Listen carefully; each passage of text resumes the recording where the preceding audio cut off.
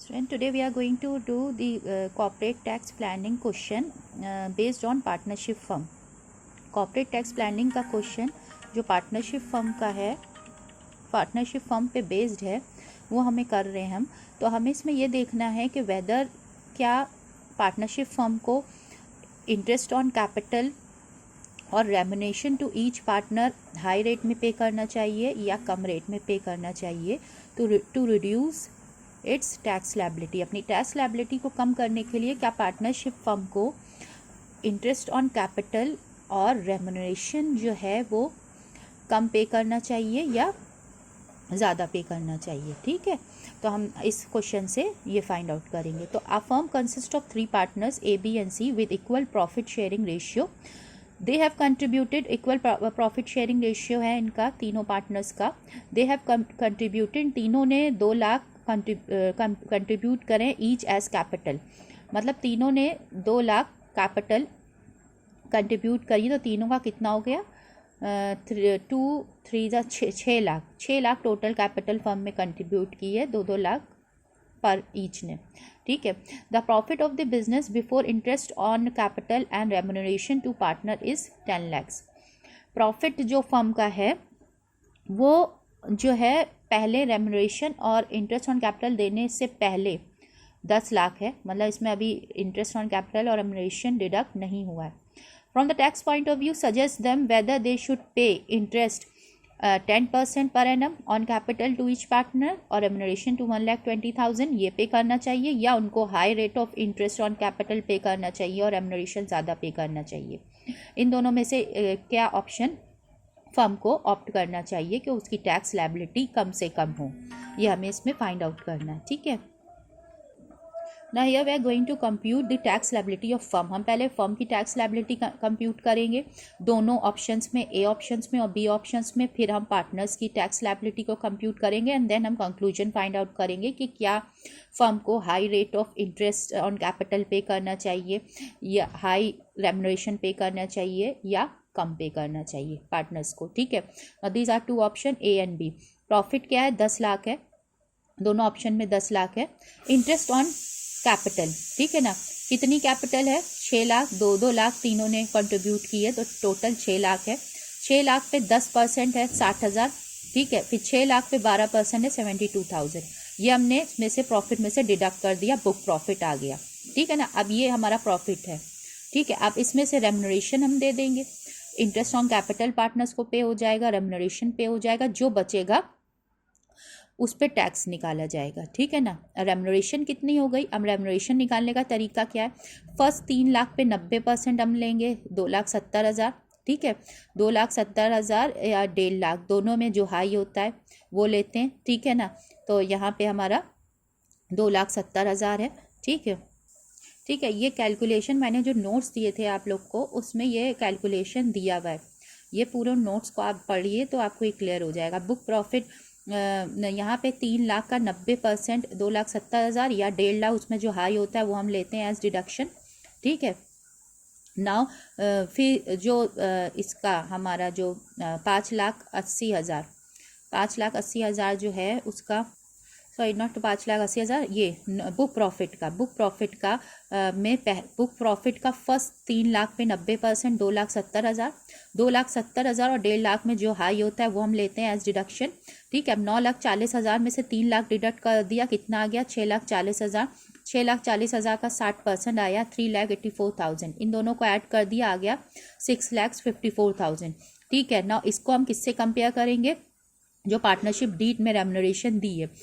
Partnership deed में क्या remuneration दी है, क्वेश्चन में क्या दिया है, क्वेश्चन में दिया है फर्स्ट ऑप्शन में रेम्युनरेशन टू ईच पार्टनर 1,20,000। ठीक है ना, 1,20,000 रेम्युनरेशन दिया है ईच पार्टनर को ऑप्शन ए में, और 1,80,000 दिया है बी में। ठीक है, तो 1,20,000 ऑप्शन ए में है पर पार्टनर के लिए, तो 3 पार्टनर की कितनी हो जाएगी, 1,20,000 मल्टीप्लाई बाय 3, 3,60,000। ना इसको कंपेयर करेंगे, इसमें जो लेसर होगा उसको एज डिडक्शन लेंगे, तो लेस है 3,60,000, तो वो रेम्युनरेशन पे होगी 3,60,000। ठीक है, डिडक्ट होंगे, तो 9,40,000 में से 3,60,000 डिडक्ट हो गए, कितना बच रहा है इनकम, टोटल इनकम बच रही है 5,80,000। अब इस पर टैक्स निकाला जाएगा। ऐसे ही हमने इसका देख लिया। यहाँ पे इंटरेस्ट जो है 6,00,000, 12% का ऑप्शन है बी में, ठीक है। इंटरेस्ट ऑन कैपिटल तो 6,00,000 पे 12% 72,000 माइनस किया हमने, 9,28,000 आया। फिर रेम्यूनरेशन हमने ऐसे ही निकाल लिया। फर्स्ट 5,00,000 बुक प्रॉफिट यहाँ पे है 9,28,000। ना इसका फर्स्ट 3,00,000 का 90%, ठीक है। 9,28,000 में से 3,00,000 डिडक्ट हुए तो 6,28,000 का 60%। इन दोनों को ऐड किया जो आया, ठीक है। तो अब इसको कंपेयर करेंगे हम। डीड में हमारी क्या है, क्वेश्चन में क्या दिया हुआ है, पार्टनरशिप डीड में कितनी सैलरी है, तो हमने देखा उसमें थी 1,80,000। 1,80,000 को हमने 3 पार्टनर्स की निकाली, ठीक है। 1,80,000 पर पार्टनर रेम्यूनरेशन दिया है पार्टनरशिप डीड में, तो 3 पार्टनर्स की हो गई हमारी 5,40,000, ठीक है ना, रेम्यूनरेशन। तो एज डिडक्शन दोनों में कंपेयर करते हैं, जो लेस होता है उसको लेते हैं। तो 5,40,000 आ गया। तो 5,40,000 हमने रेम्यूनरेशन डिडक्ट कर दी बुक प्रॉफिट में से। तो टोटल इनकम क्या आ गई, 3,88,000 ऑप्शन बी में, ठीक है ना। अब इन पे टैक्स लगेगा, ठीक है ना। अब हम यहाँ पे देखें कि ऑप्शन ए एंड बी में टोटल इनकम ए की क्या निकली 5,80,000, बी की निकली 3,88,000। टैक्स फ्लैट रेट से फर्म पे लगता है 30% का, आया 1,74,000। और इसका आया हमारा 1,16,400 टैक्स। सरचार्ज नहीं लग रहा है, नील, क्योंकि इनकम की लिमिट नहीं है। यहाँ पे सरचार्ज नहीं लग रहा है बिकॉज इनकम अगर 1 करोड़ से एक्सीड करती है तब 12% सरचार्ज लगता है। तो इनकम तो की लिमिट 1 करोड़ को एक्सीड नहीं कर रही है तो सरचार्ज नहीं लगेगा, ठीक है।